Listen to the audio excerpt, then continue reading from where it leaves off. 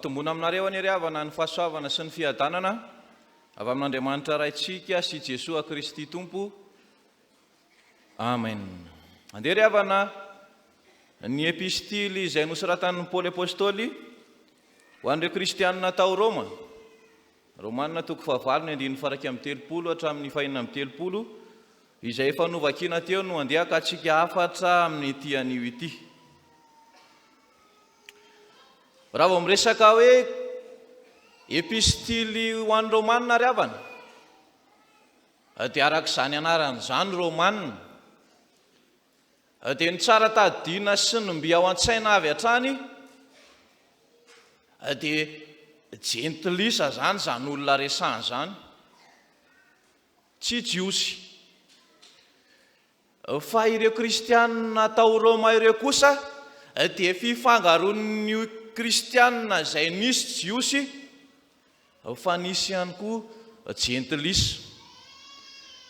Raha vao miresaka hoe jiosy sy jentilisa isika, dia tsy maintsy misy foana fifandonana amin'ny resarangana olona anankiroa ireo. Tsy maintsy misy foana tsy fitovy-kevitra, tsy fitovy-pomba fijery eo amin'ireo karazan'olona anankiroa ireo. Ary izany indrindra no zava-niseho tao amin'ny fiangonana tao Roma ry havana. Nisy tsy fitovy-pijery, nisy ady hevitra, dia makasika ny amin'ny lalàna sy ny fahasoavana. Hoe lalàna, rehefa manatanteraka ny lalàna isika dia voavonjy ny lalàna, ny fiainana, ny fankatoavana ny lalàna no mahavonjy ny olona. Fa eo ihany koa no miresaka ny amin'ny hoe tsy izany lalàna izany fa fahasoavana mihitsy no namonjen'Andriamanitra atsika. Fa vao resaka tao anatin'izany tao amin'ny fiainan'ny kristianina tao Roma ihany koa no makasika ny fitiavan'i Kristy, hoe manao ahoana izany fitiavan'i Jesosy Kristy antsika izany. Satria tena niatrika fahoriana ireto kristianina tao Roma ireto ry havana, niatrika fahoriana. Ary hitantsika ery amin'ny 5:30 amin'ity perikopantsika anio ity, fitanisana ireo fahoriana isan-karazany, ireo hery anankifito izay misintona ny olona ho tavasaraka amin'izany fitiavan'i Jesosy Kristy izany. Ny lohahevitrantsika amin'ity volan'ity ry havana dia ny hoe mpandresy ny Tompo, mpandresy ny Tompo. Ao anatin'izany dia ity soratra masina ity dia manapirofo, manamarina, maneho fa tena mpandresy tokoa ny Tompo. Ary rehefa mpandresy ny Tompo dia mampandresy ny olony ihany koa.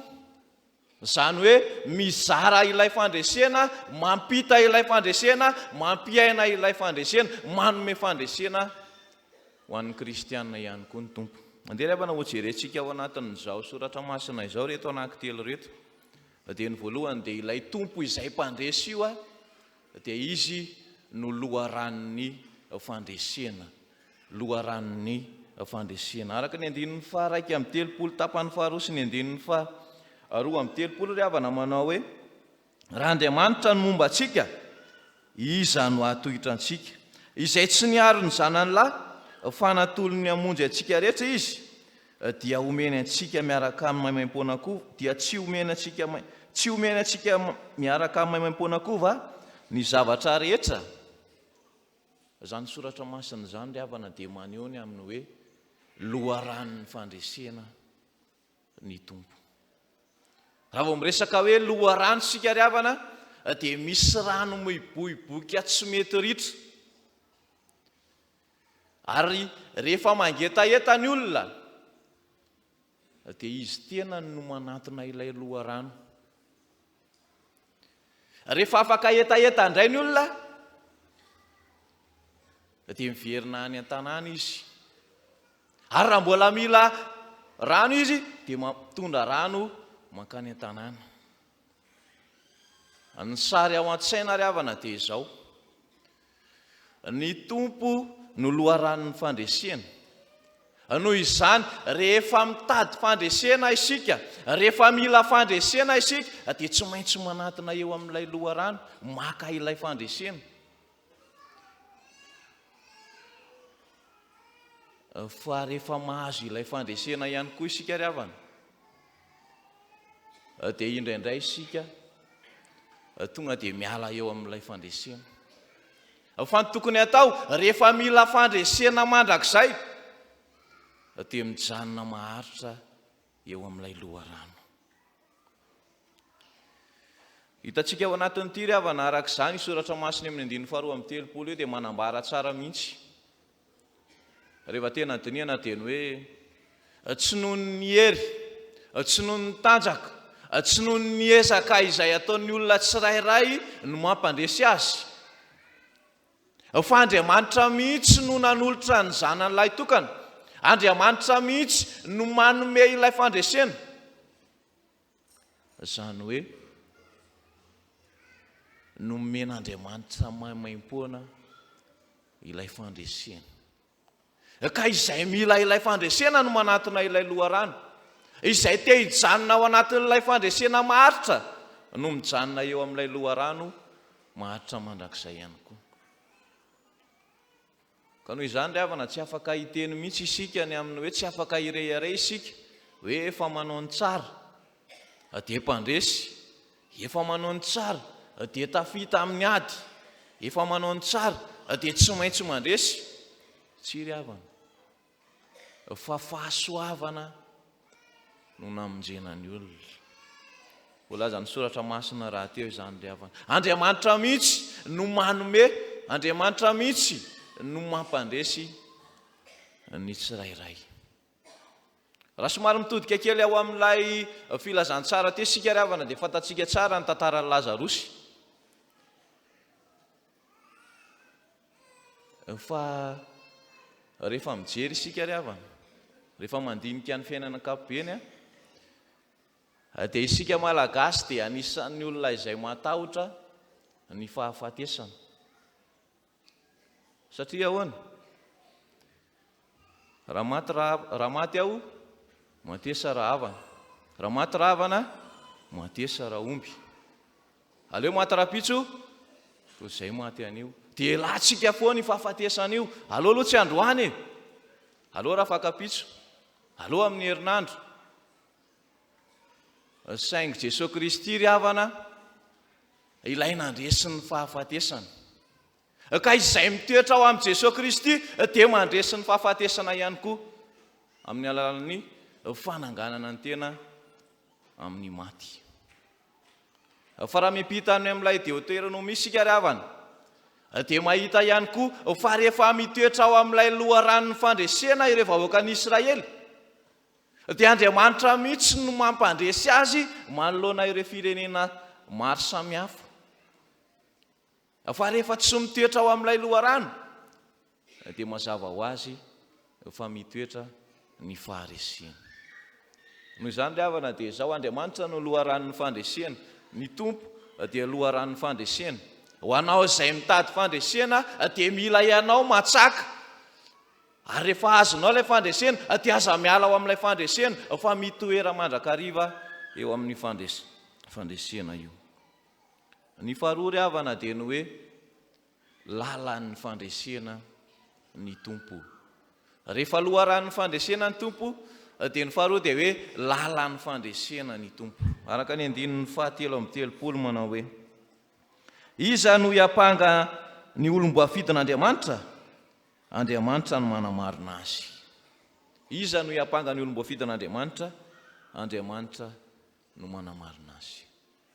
Raha vao miresaka hoe lalana isika ry havana dia ny lalana dia natao andehanana. Ny lalana no izorana. Ka misy lalana maro samihafa eto amin'ity izao tontolo izao ity. Dia misy ny lalan'ny fandresena, misy ny lalan'ny fahakiviana, misy ny lalan'ny fahatezerana sy ny sisa maro samihafa. Fa raha vao miresaka hoe lalana ihany koa isika ry havana dia mifamatotra ao anatin'izany amin'ny hoe voalaza ny soratra masina teo ny fitsarana. Ilay Andriamanitra izay lalan'ny fandresena dia maneho mihitsy fa izy no mpitsara ambony indrindra. Izy no mpitsara ambony indrindra. Ary ny zava-misy ry havana rehefa ao anatin'ny fitsarana ianao dia ny mpitsara no mamoaka ny didim-pitsarana, ary ny didim-pitsarana izay tsy azo hidivirana, tsy azo nizaniza ovaina, tsy azo nizaniza kosehana, tsy azo nizaniza soloana, dia Andriamanitra no mamoaka azy. Andriamanitra zany no manamarina ny olona, Andriamanitra no mitondra izy ilay lalana sy fahamarinana ary fiainana, mitondra ho amin'ny fandresena. Ary rehefa miatrika ny fitsarana isika ry havana dia izao,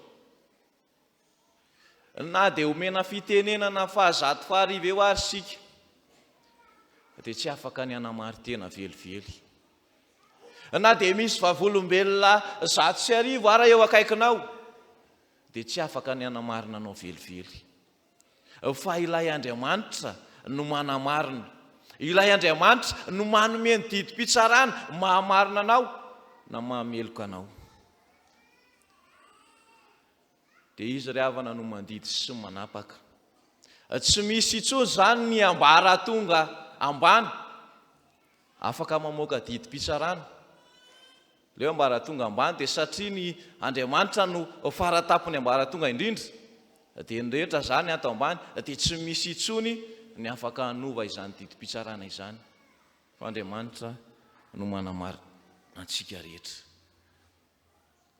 Ny fahatelo farany ry havana dia izao ao anatin'izany: loharan'ny fandresena ny tompo, izy no mpamatsy, araka ny voalaza teo. Lalan'ny fandresena ny tompo, izy no mpitsara.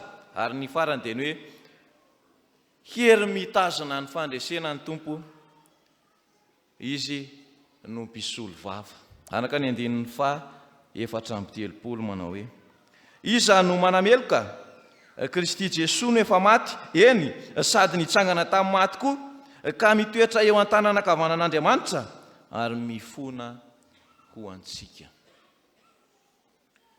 Hery mitazona ny fandresena ny tompo, ny zanaka no mpisolo vava. Arak'izany ry havana dia izao, ilay fandresena izay nomen'Andriamanitra ho antsika, izay nomen'Andriamanitra maimaim-poana, dia jereo anie ny fitiavany antsika, dia mbola izy ihany no nanolotra ny tenany hamonjy antsika, fa izy ihany koa no mbola miazona antsika ho ao anatin'izany fandresena izany. Dia io ilay ambara hoe mifona ho antsika. Isan'andro tokoa, isa-minitra, isa-tsegondra, ny olona ry havana dia manota. Saingy Jesosy Kristy no efa mitoetra eo ankavanan'Andriamanitra ray, mifona ho antsika. Maneho izany fa Jesosy Kristy irery no mpanalalana, Jesosy Kristy irery ihany no mpanelanelana, izay mifona ho antsika, miazona antsika ao anatin'izany fandresena izany. Tsy misy afaka miazona antsika ao anatin'ny fandresena afa-tsy Jesosy Kristy irery ihany. Tsy noho ny herintsika, tsy noho ny tanjantsika, tsy noho ny hoe isika dia olombelona ihany, mpanota, fa Andriamanitra mihitsy no mbola miazona izany. Ny fipetrahan'i Jesosy Kristy eo an-tanana ankavanan'Andriamanitra ry havana dia maneho ny fahefana fara-tampony, maneho fa izy no manana ny hery afaka miazona ny olombelona ao amin'Andriamanitra. Tsy vitsy tokoa ry havana no maniry feo ankavanan'Andriamanitra, tsy vitsy no maniry hiaina ao anatin'izany fandresena izany, tsy vitsy no maniry hiaina ao anatin'ny fiadanana, tsy vitsy no maniry ho any amin'ilay fiainana mandrakizay, fa raha ny herintsika, fa raha ny tanjantsika, fa raha ny saintsika no entsika miady, dia tsy mahatanteraka izany isika. Fa noho ny fitiavan'i Kristy izay mifona ho antsika isan'andro, dia voatazona ao anatin'izany fandresena izany isika. Ny fanamariana ry havana izay entina marana anazy dia izao: ny 5:30, ny 5:30 azafady. Ny fiainan'ny kristianina izay ao amin'i Jesosy Kristy dia miaina ao anatin'ny fandresena.